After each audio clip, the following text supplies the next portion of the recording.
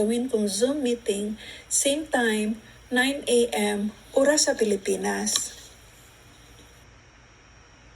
O yan, anong naisip niyo dyan?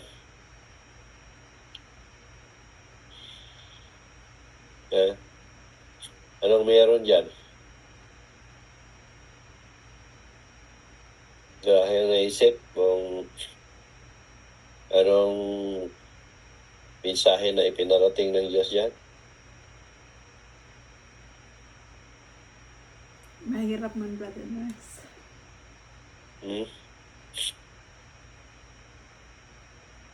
Mahirap na, sabi ni Miski. Kayo, iba, wala bang nag-isip? Pedro po yan siguro yan, no? Saan kayo kagabi yan?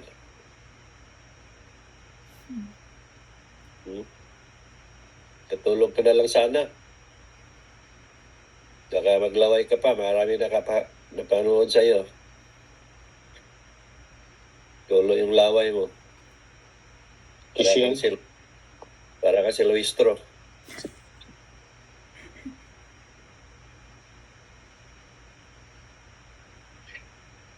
Walang napag-isip kung anong meron sa mensahe na yun. O gano'n na Diyos magbigay ng mensahe. Medyo mas salimuot. Mas lalo na yung mensahe kanina, mas sobrang masalimuot yun. Sumakit yung braso ko ka-type ng cellphone. Ang haba nun, medyo senior cut ko ng iba doon para lang di masyadong mahaba. So kung wala kang power of mind, talagang hindi mo alam kung ano talaga ang pinarating ng Diyos doon. Pero kung titingnan nyo yung senaryo, isipin nyo mabuti, nandyan talaga na may ipinarating siya. Ibig sabihin ng Diyos doon, may katabi ako at may katabi din siya. So, siyempre, pag kumakain kayo, merong ayaw mo, ibigay mo sa kasama mo. So, ang masaklap doon, ang kasama ko pala nasa tabi ko at hindi doon sa tapat ko. So, nilagay ko sa plato yung sa tapat ko na may katabi din siya. At masilan din pala yung babae na yun. Kaya nagalit siya na parang kainin at ayaw niya kainin yun kasi nagagaling nga sa plato ko. At kaya naisip ko paano kunin. Kung yun naman pinitig ko yung barbecue sa kabila, lalong ayaw niyang kainin kasi barbecue stick, kinakagat na yun at saka ginamit na. Mas lalong hindi niya kainin. At sabi niya, pag gutom siya, kasalanan ko pa. So, nag-isip ako na kamayin, mas lalo ding ayaw niyang kainin ng pagkain niya kasi nandun yung kamay ko. So, nakita ko yung toothpick at yun ang ginamit ko, sinungkit ko at nilagay ko sa plato niya, sa tabi, sa plato ko. Ngayon, sinabi ko nga, nakuha ko na at malinis naman yung toothpick kasi hindi pa nagamit. So, kinuha niya yung tinidor niya, tinusok yung karne sinungkit ko, tinusok niya at sinubo niya doon sa katabi niya. At sabay kumain na siya. So, nandoon yung problem solving, kumbaga, na ang tao hindi nag-iisip ng tama. Kung ihambing natin yung sa relihiyon na sinasaway natin yung kapwa natin relihiyon na ayaw yung paniwalaan yung sinasabi ng relihiyon na yun dahil nga yung sabi lagi na hindi sila totoo or flapit sila at kung ano yung siniwalat kasinungalingan. Kaya itinanggi o itinatakwil.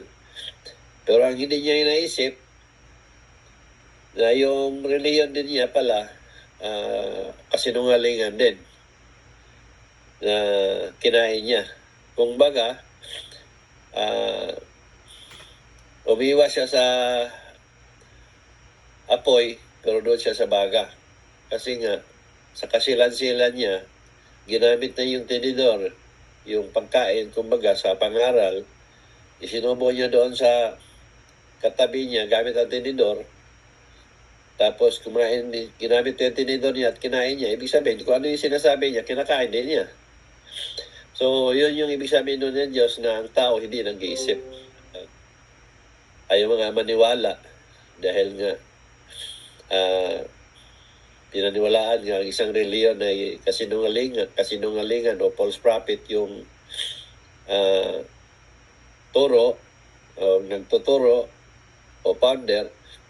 Pero ang hindi rin niya naisip, false prophet din yung reliyon kung saan siya nasasakop. So, para siyang kumuha ng bato din at pinukpok sa ulo niya. Yun yung sinabi ng Diyos dyan, na hindi ginagamit ang isip ng tao sa tama.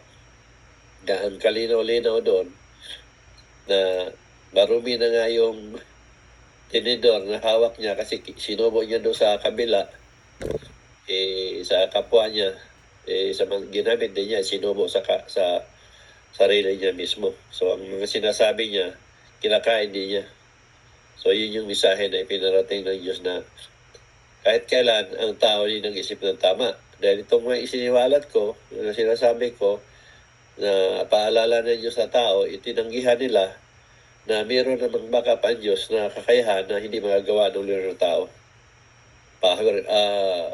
Nandito ang power ng Diyos, naka-back up, boses ko magkapagaling, makita ko na sa tao, makita ko ng parating, at makita ko ng kasalanan ng tao at taong buhay at masabi kong mamatay ang isang tao.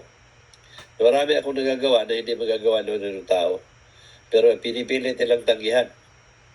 Mas pinaniwalaan pa nila yung reliyon nila na ang founder nila at pastor nila ay walang kayang gawin. So yun yung sinasabi ng tao, ng Diyos, na ang mga tao hindi nag-isip ng tama. So, yun. Rizky, maraming salamat. Thank you, Brother Nar.